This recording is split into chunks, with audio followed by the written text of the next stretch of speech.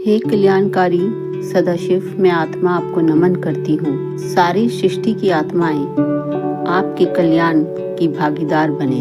ओम नमो शिवाय। हम सभी जानते हैं कि शिव शक्ति से ही पूर्ण है और आज हम शिव रूप वर्णन के बारे में जानेंगे। वामदेव जी बोले, हे भगवान, देवताओं के ईश्वर प्रणतारती भंजन 6 प्रकार के अर्थ का ज्ञान क्या है? 6 तरह के अर्थ कौन कौन से हैं? उनका क्या क्या ज्ञान है? इसका प्रतिपादक कौन है और इस ज्ञान का फल क्या है? इसके जाने बिना जीव शास्त्रों से दूर हो रहा है और शिव माया विमोहित हो रही है। मैं आपकी शरण में हूँ, अतः आप मुझ पर कृपा कर उसी ज्ञानामृत रूपी अमृत को पिलाइए जिससे मैं मोह रहित हो जाऊं। मुनियों ने इन वचनों को सुनकर शक्तिधारी प्रभु शास्त्र विरोधकों के लिए ये महात्रासजनक वचन कहने लगे कि हे मुनि, जो कुछ आपने मुझसे पूछा है वह सब प्रणवर्त परिज्ञान रूप मैं आपसे सादर कहता हूँ, जो समष्टि व्यष्टि के भाव से हमेशा ही शिवजी का है। हे सुव्रत, अब मैं उन 6 तरह के अर्थों को बताता हूँ जिससे एक का ही परिज्ञान होता है।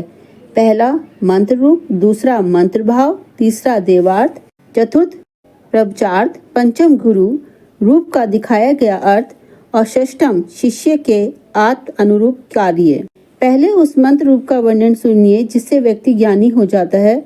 उसका पहला स्वर अकार है, उसके बाद 5वां ओंकार पड़ता है और उसी प्रकार पवर्त का अंत मकार, यही बिंदु और नाद है। इन्हीं 5 को वेद में ओंकार कहा है। वे हमेशा बिंदु के प्रारंभ में हैं और यही व्यष्टि रूप से सिद्ध ओंकार शिवजी का वाचक है। इन्हीं 5 वर्णों की समष्टि और बिंदु आदि 4 का समष्टि कला प्रणव शिव का वाचक है और शिवजी के उपदेश मार्ग से जो उसका विचार है वही मंत्र रूप है। इसी को प्रणवराज कहते हैं और यही शिवजी का रूप है। शिवजी बोले, हे पार्वती, अब मैं तुम्हें सृष्टि की पद्धति के विषय में बताता हूँ।